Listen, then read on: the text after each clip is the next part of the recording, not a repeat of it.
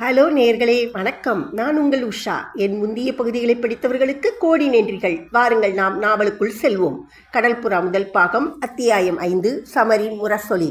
கச்சையில் சரியிருந்த சுருக்கப்பட்டு பையில் இருந்து கருணாகர பல்லவன் எடுத்துக் கொடுத்த ஓலையை படித்த மாத்திரத்தில் பெரும் பிரமிப்புக்கும் திகைப்புக்கும் உள்ளான தந்தையும் மகளும் நீண்ட நேரம் ஏதும் பேசாமல் உள்ளத்தில் ஆயிரம் எண்ணங்கள் எழுந்தோட ஒருவரை ஒருவர் பார்த்து கொண்டே நின்றிருந்தார்கள். ஓலையை கண்டதால் அந்த இருவர் உள்ளத்திலும் ஏற்பட்ட திகிலையும் குழப்பத்தையும் நன்கு அறிந்து கொண்ட கருணாகர பல்லவன் அவர்கள் உணர்ச்சிகளின் கொந்தளிப்பு தானாகவே அடங்கட்டும் என்று நினைப்பால் ஏதும் பேசாமல் அவர்கள் மௌனத்தில் தானும் பங்கு கொண்டவனாகையால் அந்த அறையில் பயங்கரமான அமைதியே நிலவி கிடந்தது. சதா அலைமோதும் மனித வாழ்க்கையில் அமைதிக்கோ மௌனத்துக்கோ எத்தனை நேரம்தான் இடமிருக்க முடியும்? ஆகவே பல நிமிஷங்கள் உணர்ச்சி வசப்பட்டு நின்ற தந்தையும் மகளும் கடைசியாக விளக்கடியில் இருந்து திரும்பி ஏதேதோ சந்தேகங்களை பாய்ந்து நின்ற தங்கள் கண்களை இளைய பல்லவன் மீது செலுத்தினார்கள். குணவர்மனின் கண்களை ஒரு வினாடியே சந்தித்த இளைய பல்லவனின் கண்கள் காஞ்சனாதேவியின் அஞ்சன விழிகளை மட்டும் நீண்ட நேரம் கவர்ந்து நின்றதன்றி அத்தனை குழப்பத்திலும் சந்தேகத்திலும் சஞ்சலத்திலும் கூட அந்த விழிகளின் ஒளி சிறிதும் குன்றாதிருந்ததை அவன் மனம் எண்ணி பார்த்து எல்லையற்ற மகிழ்ச்சியையும் வேப்பையும் அடைந்தது. காஞ்சனாதேவி அந்த பார்வை அம்புகளால் பெரிதும் அவஸ்தைப்பட்டு சற்றே நெளிந்தாளானாலும் தந்தை பக்கத்தில் இருந்ததால் அந்த வாலிபன் பார்வையை அவரும் கவனித்துவிட்டால் என்ன செய்வது என்ற எண்ணத்தின் விளைவாக மேலும் தாமதம் செய்யாமல் பேச்சை துவங்கி, இந்த ஓலை உங்களிடம் எப்படி கிடைத்தது என்று மெல்ல வினவினாள். கருணாகர பல்லவனின் கண்கள் காஞ்சனாதேவியின் பக்கத்தில் இருந்த குணவர்மனை ஒருமுறை ஏறெடுத்து நோக்கிவிட்டு பிறகு காஞ்சனாதேவியை சற்று உற்று பார்த்தன. தேவி, இந்த ஓலையை சோழ சாம்ராஜ்யபதி வீரராஜேந்திரரே என்னிடம் நேரிடையாக கொடுத்தார். உங்கள் இருவரையும் எப்படியும் கண்டுபிடித்து காப்பாற்றி சோழ நாடு அழைத்து வரும்படியும் உத்தரவிட்டார்.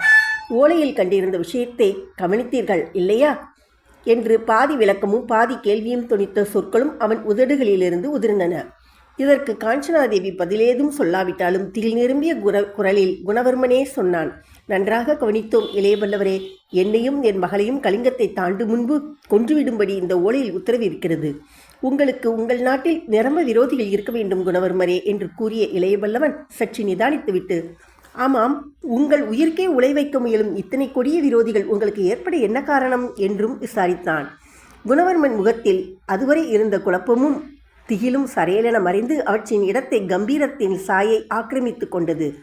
அந்த கம்பீரம் குரலிலும் தாண்டவமாட பேச முற்பட்ட குணவர்மன், விரோதிகள் என்று பன்மையில் பேச வேண்டாம் இளைய பல்லவரே. என் நாட்டு மக்கள் அனைவரும் என்னை நேசிக்கிறார்கள்.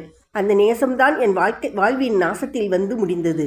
எனக்கு விரோதிகள் இல்லை, இருப்பது ஒரே ஒரு விரோதிதான். அவன் பேர்தான் இந்த ஓலையில் கையொப்பமாக பொறிக்கப்பட்டிருக்கிறது என்று உணர்ச்சி பொங்க பதில் சொன்னான். அதுவரை கோளை போல் இருந்த குணவர்மன் திடீரென நிமிர்ந்து நின்றதையும் அரச தோரணையில் பேச முற்பட்டதையும் கண்ட கருணாகர பல்லவன் கடாரத்து இளவரசனிடம் பெருமதிப்பு கொண்டதன்றி அனுதாபத்துடனும் பேசத் தொடங்கி, அந்த ஓலையில் கையொப்பிட்டு இருப்பவனா என்று வினவினான். ஆம், அவனேதான். ஜெயவர்மன் ஒருவன்தான் என் நாட்டில் எனக்கு விரோதி என்றான் குணவர்மன் வருத்தம் தோய்ந்த குரலில். யார் இந்த ஜெயவர்மன் என்றான் கருணாகர பல்லவன் விஷயத்தை தெளிவாக அறிந்து கொள்ளும் நோக்கத்துடன். என் மாற்றாந்தாயின் மகன், அதாவது என் சகோதரன். அப்படியானால் உங்கள் தந்தைக்கு மனைவியர் இருவரா? ஆம். கடாரத்தின் மன்னர் உங்கள் சகோதரரா? கடாரத்தின் மன்னன் என ஜெயவர்மணி இளையவல்லவன் குறிப்பிட்டதை ரசிக்காத குணவர்மனின் முகம் லேசாக சுளித்தது. தற்சமயம் அவன்தான் அரசாள்கிறான் என்று வெறுப்புடன் பதில் சொன்னான் குணவர்மன். மன்னரை அவன் என்று சொல்கிறீர்களே என்று கேட்டான் இளையவல்லவன். எனக்கு 4 வயது சிறியவன் அவன். இருந்தாலும் அரியணையில் அமர்ந்திருக்கும் அரசரல்லவா? உண்மைதான். அவன் சைலேந்திரர்களின் அரியணையில் அமர வேண்டியவன் அவனல்ல, நான் தான். விந்தையாயிருக்கிறதே. விந்தை ஏதும் இல்லை இளையவல்லவரே. என் தாய்தான் என் தந்தையின் பட்டமகிஷி. நான் தான் முடிசூட என் தந்தையால் தேர்ந்தெடுக்கப்பட்ட இளவரசன். கடாரத்தில் நான் தற்சமயம் இளவரசனாய் இருப்பதற்கும் தந்தை இருக்கும்போது கிடைத்த பதவிதான் காரணம். அப்படியா என்று கருணாகர பல்லவனின் எண்ணங்கள் கடார மன்னர்களின் குழம்பிய அரச பரம்பரை சிக்கல்களில் புகுந்தது. கடாரத்தின் சைலேந்திர மன்னர்கள் சில காலம் விரோதம் பாராட்டியதையும் இளையபல்லவன் நன்கு அறிந்திருந்தான். சமீபத்தில் கடாரத்திலும் சொர்ணத்தீவிலும் சாவகத்திலும் அரசியல் குழப்பங்கள் அதிகமாகிவிட்டதையும் கருணாகர பல்லவன் உணர்ந்திருந்ததனால் இத்தகைய ஓர் அரியணை போட்டி நடக்கிறதென்பதை அறிய வாய்ப்பில்லாதிருந்ததாகையால் குணவர்மன் குறிப்பிட்ட விஷயங்களை பூரணமாக கிரகிக்க சக்தியற்றவனாகிறான். ஆகவே சில நிமிடங்கள் யோசித்த பிறகு, குணவர்மரே, உங்கள் குடும்ப கதையில் கலகமும் போட்டியும் ஏன் கொலை முயற்சியும் கூட கலந்திருக்கிறது. அவற்றை விவரித்து சொன்னால்தான் நான் உள்ள நிலைமையை சரிவன உணர முடியும் என்றான். சைலேந்திர ராஜ பரம்பரை சிக்கலை அறிந்து கொள்ள கருணாகர பல்லவன் ஆவலுடன் இருந்தானானாலும் அந்த ஆவலை உடனே பூர்த்தி செய்ய குணவர்மன் முனையவில்லை. இளைய பல்லவரே, கடாரத்தின் கதை மகத்தானது. அதை நிதானமாகத்தான் சொல்ல வேண்டும். உங்களை சந்தித்த முறையின் விசித்திரத்தை நான் பார்க்கும்போது ஏதோ நல்லதொரு விதியால் தான் நாம் பிணைத்திருக்கிறதென்று நினைக்கிறேன். நம்மை பிணைத்திருக்கிறதென்று நினைக்கிறேன். இரவு ஆரம்பித்து 5 நாளிகை தான் ஆகியிருக்கின்றன. சற்று முன்பு நீங்கள் பட்ட அவதிக்கு பின்பு உங்களுக்கும் சிறிது அமைதி தேவை. ஆகவே நீராடிவிட்டு வாருங்கள். உணவு அருந்திய பிறகு பேசுவோம். விளக்கமாக விஷயத்தை கேட்ட பின்பு அடுத்தபடி என்ன செய்தால் இந்த பாலூர் பெருந்துறையிலிருந்து தப்ப முடியும் என்பதை நிர்ணயிப்போம் என்று கூறிய குணவர்மன் தன் மகளை நோக்கி, காஞ்சனா, இளைய பல்லவரை நீராடும் இடத்திற்கு அழைத்துச் செல். ஏவலாட்களை விட்டு அவருக்கு சகல வசதிகளையும் செய்து கொடு என்று சொல்லிக்கொண்டு போனவன் வாயிற்படிக்கரையில் திடீரென்று திரும்பி இளைய பல்லவனை ஏற இறங்க பார்த்து, இவரும் நானும் கிட்டத்தட்ட ஒரே உயரம் பருமன்தான். ஆகவே என் உடைகளில் சிலவற்றை இவர் அணிந்து கொள்ளலாம் என்றும் மகளுக்கு உணர்த்திவிட்டு அறையிலிருந்து வெளியே நடந்தான். அவன் சென்றதும் கருணாகர பல்லவனை நோக்கி புன்முறுவல் செய்தாள் காஞ்சனாதேவி. ஏன் வரலாமே இளைய பல்லவரே, தந்தை உத்தரவிட்டு விட்டார். பணிப்பெண் காத்திருக்கிறேன் என்று விஷமமாக பேசவும் பேசினாள். பதிலுக்கு கருணாகர பல்லவன் சற்றே இறைந்தே நகைத்தான். அவன் சிரிப்பின் காரணத்தை அறியாத காஞ்சனாதேவி, ஏன் நகைக்கிறீர்கள் என்று வினவினாள். உங்களை பணிப்பெண்ணாக பெற்றால் என் கதி என்னாகும் என்று நினைத்தேன், சிரிப்பு வந்தது என்றான் கருணாகர பல்லவன். ஏன் என்னாகும்? நான் பணிப்பெண்ணாக வந்தால் பணிவிடைகளில் குறைவிருக்குமா? இருக்காது. இந்த அறைக்குள் வந்ததும் அதை புரிந்து கொண்டேன். என்ன புரிந்து கொண்டீர்கள்? வாழ் முனையில் பணிவிடைகள் கிடைக்கும் என்பதை. இதை கேட்டதும் காஞ்சனாதேவியும் கலகலவென்று நகைத்தாள். பேச்சில் வல்லவர் என்று நான் முன்னம் சொன்னதே சரியாகிவிட்டது.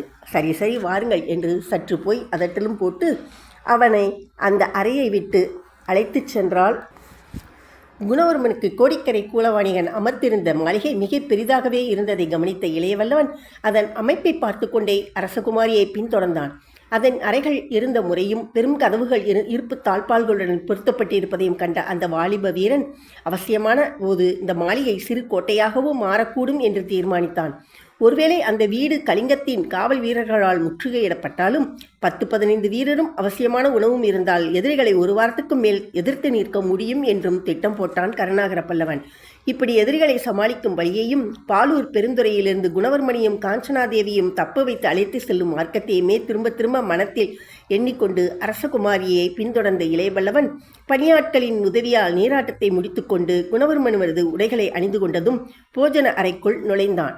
அவன் நுழைந்தபோது அந்த அறையில் குணவர்மன் இல்லை, காஞ்சனாதேவி மட்டுமே அவனை எதிர்கொண்டாள். அவனை வரவேற்ற காஞ்சனாதேவி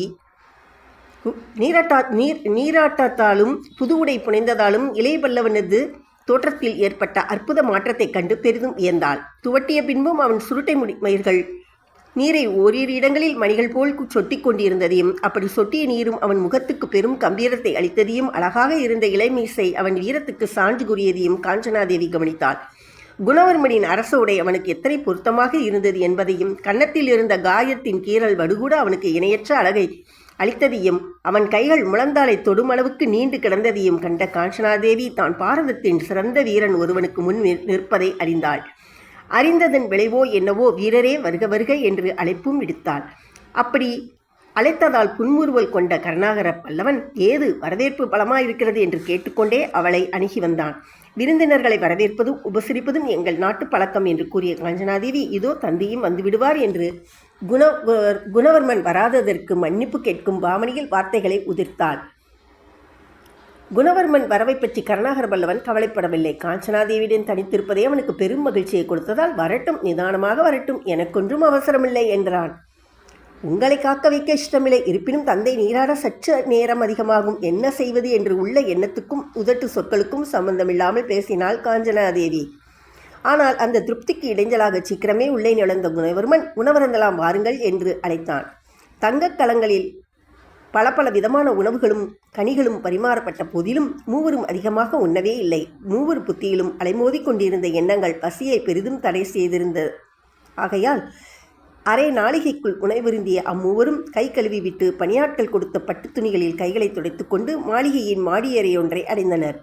அந்த அறையில் இருந்த விசாலத்தையும் அதிலிருந்த மஞ்சங்களையும் பார்த்த கருணாகர பல்லவன் அவர்களுக்கு தகுந்த ஏற்பாடுகளையே கோடிக்கரை கூலவாணிகன் செய்திருக்கிறான் என்பதை உணர்ந்து அவனை பெரிதும் மனத்திற்குள் பாராட்டி கொண்டும் அந்த அறையை தன் கண்களால் அளவெடுத்து கொண்டு மஞ்சமொன்றில் உட்கார்ந்ததன்றி மற்ற இருவரையும் உட்காரும்படி சைகை காட்டினான். காஞ்சனாதேவி எதிரே இருந்த மஞ்சமொன்றில் அமர்ந்தளானாலும் குணவர்மன் உட்காராமல் சற்று எட்ட விலகி அவ்விருவரையும் சிறிது நேரம் பார்த்து கொண்டு ஏதும் பேசாமல் மௌனமாக நின்றான். கடைசியில் மௌனத்தை கலைத்து கொண்டு, இளையவல்லவரே, நான் கேட்பதற்கு மன்னிக்க வேண்டும். நீங்கள் இளையவல்லவர் என்பதற்கு நீங்கள் கூறிய வார்த்தைகளை விட வேறு சான்றுகள் இல்லை. ஆகவே தாங்கள் தான் இளையவல்லவர் என்பதற்கு ஏதாவது ஒரு ஆதாரம் இருந்தால் நாம் பேசலாம் என்று கூறினான். குணவர்மனின் நிலைமையை பூரணமாக அறிந்து கொண்டதால் அவன் காட்டிய எச்சரிக்கையை கண்டு சிறிதும் கோபம் கொள்ளாத இளையவல்லவன் தன் கையை நீட்டி பல்லவ ராஜமுத்திரையுடன் கூடிய மோதிரத்தை காட்டி, இது போதுமா குணவர்மரே என்று வினவினான். குணவர்மன் திருப்தியுடன் தலையை அசைத்தான். போதும் இளையவல்லவரே, போதும்.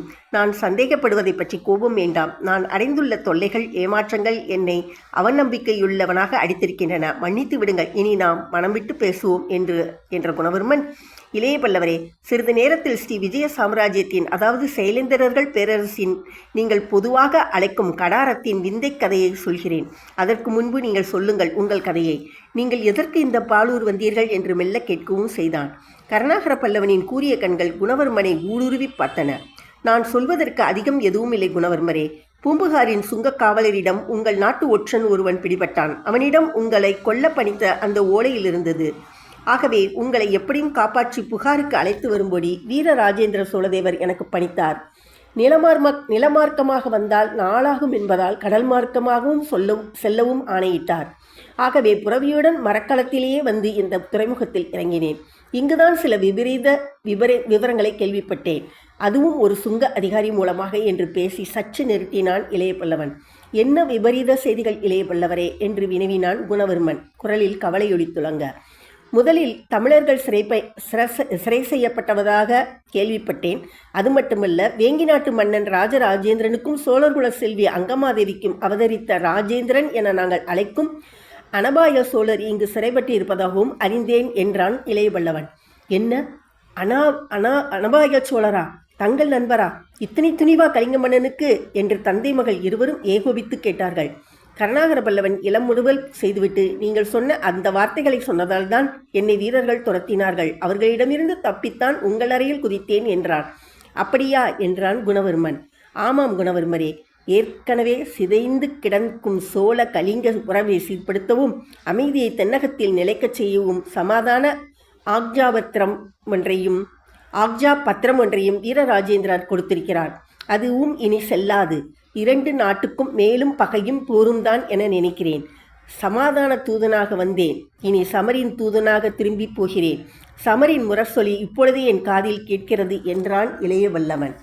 குணவர்மன் பதிலேதும் சொல்லாமல் அவனை வெறித்து பார்த்து கொண்டே நின்றான். இதிலும் விசித்திரம் இருக்கிறது இளைய பல்லவரே. கலிங்கத்தின் பகை கடாரத்துக்கு நன்மை பயக்கிறது என்று சற்று குதூகலத்துடனேயே கூறிய குணவர்மன், இப்பொழுது கேளும் இளைய பல்லவரே, கடாரத்தின் விந்தை கதையை சொல்லுகிறேன். சீரும் சிறப்புடன் இருக்க வேண்டிய ஒரு சாம்ராஜ்யம் சீரழிந்த பாதையில் இறங்கிச் செல்லும் சோக கதையை சொல்கிறேன். அந்த கதைதான் என் கதையும் என்று தனது கதையை விவரிக்கத் தொடங்கினான். இத்துடன் இன்றைய அத்தியாயம் நிறைவடைந்தது. மீண்டும் நாளை சந்திக்கலாம்.